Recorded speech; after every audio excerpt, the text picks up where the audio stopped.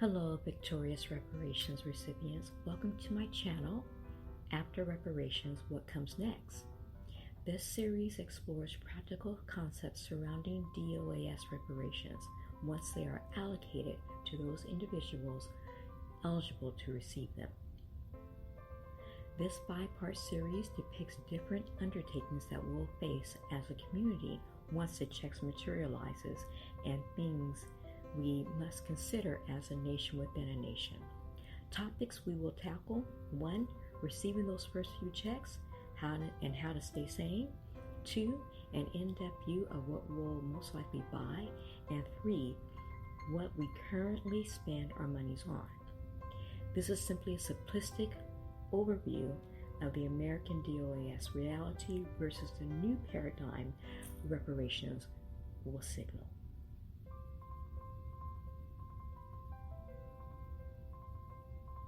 Now, this futuristic scenario begins with the issuing of that first check. Let's pretend it's Saturday, and yesterday or Friday, DOAS peoples received a $100,000 deposit directly into their bank accounts or issued by mail as a paper check or debit card via the state. Congratulations to your check. You finally got it. By the way, DOAS simply stands for Descendants of American Slaves, preferably the North Continental American slave. Now, continuing. This is a great start to the weekend, right? The first of what will be the start of 4 payments, hypothetically. Wow, oh wow, oh wow. Our minds are dizzying at this juncture. For the first time, we're experiencing a real sense of some financial security surrounding our future endeavors. This feeling washes over us, leaving us giddy with excitement and joy. The whole globe, aware of what has taken place, is catering to our wants, desires, and needs. Signs have been plastered everywhere in the storefronts. Email and advertising and commercials have been non-stop leading up to this day. On the other hand, we are mindful of various pressing challenges still present in our lives that need immediate attention. The 2012 U.S. Bureau of Labor Statistics indicates that DOAS people spend their current income on housing, healthcare, insurance, transportation, retirement, personal care, savings, food, alcohol, and tobacco. Now, according to their data, our incomes, percentage-wise, on purchases were it started in 2012, but projected out to 2026. And this recording is taking place in 2022. And my hope is, or my belief is, by 2026, the landscape is going to look very much different. So that's what I'm looking toward here. So let's take a look at the percentages. Housing is 33%. Transportation, we spend 16% of our income on. Healthcare, 5%. Insurance, 3.7% of our income goes on it. Personal care, 3.8%. Traveling, 1.1%. And alcohol and tobacco are 0.5% and 0.7% respectively, while food comes in at 16% of our spending purchases throughout the whole year. Now, what was happily surprising to me was that we spent less than 1% on on the alcohol and tobacco.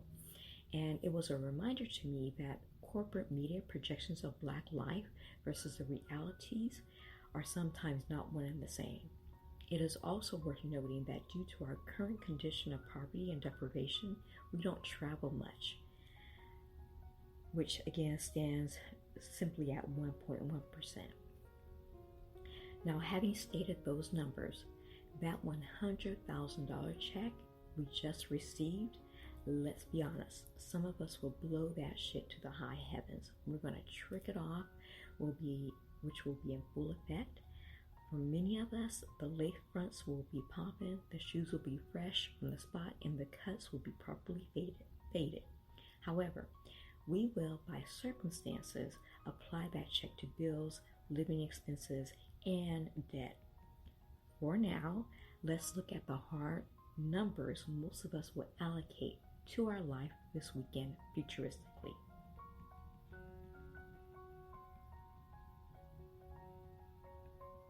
So continuing with this weekend's scenario of the weekend, today being Saturday, most of us, more than not, paid something toward our housing. And again, at 33%, that's going to make up about $33,000 out of that 100 grand, which means some of us will probably catch up on our written mortgages if we're behind. Other of us will probably pay out for our leases, which typically last the whole year. And still there are those of us who are probably going to purchase a new home, which is that $33,000 using that $33,000 as a down payment. Next on our list will be food, which accounts for 16% of our budget. Now, that's during the course of a year. We're not going to spend $16,000 over a weekend. So realistically, we'll probably spend about $100,000 to stock up the refrigerator, or less if we're single, married, with no children. Moving on to our next big purchase item is a brand new car. Woohoo! Yes. And at 16%, that's $16,000 of that check that could be used. Again, some of us will probably buy a new car, or will pay out the what's remaining on our lease, hopefully, and keep the car that we have. But many of us will probably use what is left over out of that food allocation of 16% to buy a new car, which can run upwards between $30,000 to $50,000.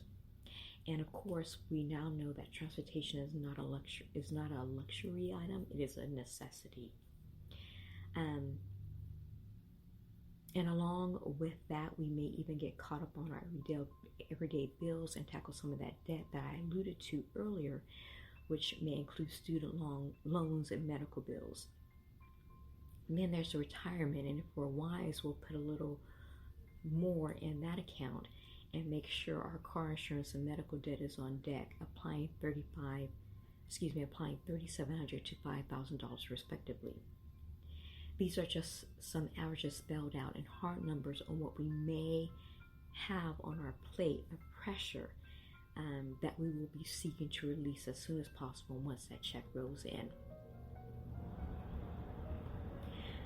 So looking at those percentages that we spend on anyway with the income that we've been getting for over a year, we realize something.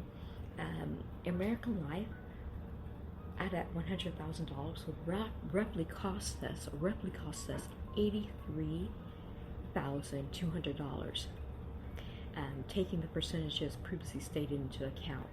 But let us also note that it would also leave us with a surplus of $16,200. That does not include our overall debt burden, which can run up for many of us an enormous sum of money, tens of thousands, maybe even hundreds of thousands of dollars. But again, like I said, we will address that in subsequent podcasts. As it stands, as primary consumers, our first check may be a spending exercise because it's all we've ever led to know in this country called America. But it will be a time of celebration too. No doubt the cookout will be deep. That celebration will be nothing less than spectacular, as it should be. And while we're at it, some of us will top off the moment with a little personal care. Just under 5% will probably spend $5,000 and decide to go somewhere nice, which means that we'll travel. Other of us will simply get lit and liquored up. Now, I'm not advocating drinking or drugging. I'm just expressing a reality that make up the kaleidoscope of our collective.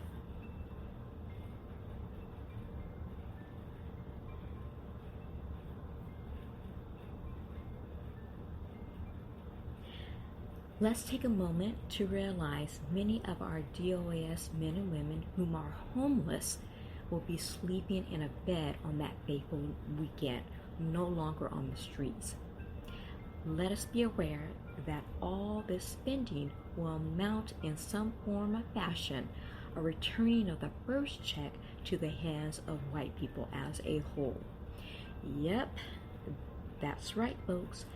Borrowing taxes will not be attached to this initial allocation, and remembering we are largely a group of consumers, the heavy advertising for those dollars to go back to every standing community outside our own will be heavy prior to the release of funds. While most Americans don't believe we should get reparations, I maintain once we have it, they'll have no problem accepting the money for purchases. In other words, Friday's first check will be gone by Monday.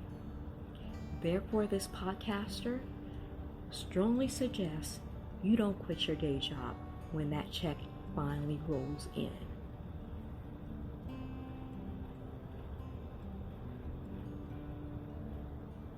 So why make this video?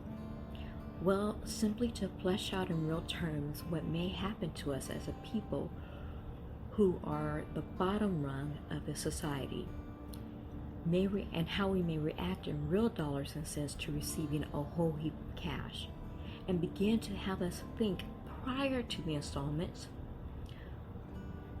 which will soon land in our accounts, plausibly what our reaction will most likely be. I'm taking into account that we suffer from extreme, prolonged deprivation. And by starting off with a realistic understanding of what may happen to us, we can begin to see what else could be accomplished in the future. So stay with me on this little futuristic quest. This is the beginning. This is where we're most likely to start. I welcome the long overdue check. It's definitely needed, warranted, and owed. But also seeing things as they are is also owed to us as well. And seeing those things as they are will lead us to broadening our minds to larger possibilities that reparations can bring. I would like to ask you a question. What will be the first thing you'll buy or pay for with your initial reparations check? Yeah, I'm asking for you to start to think about that now. And while you're at it, if you have an answer, I would invite you to leave that answer in the comment section below. And I also will invite you to please check out the next video to the series, After Reparations, What Comes Next, Part 2. And if you enjoyed watching this video, please hit the like and share button and subscribe for upcoming channel announcement and videos. Thank you for listening.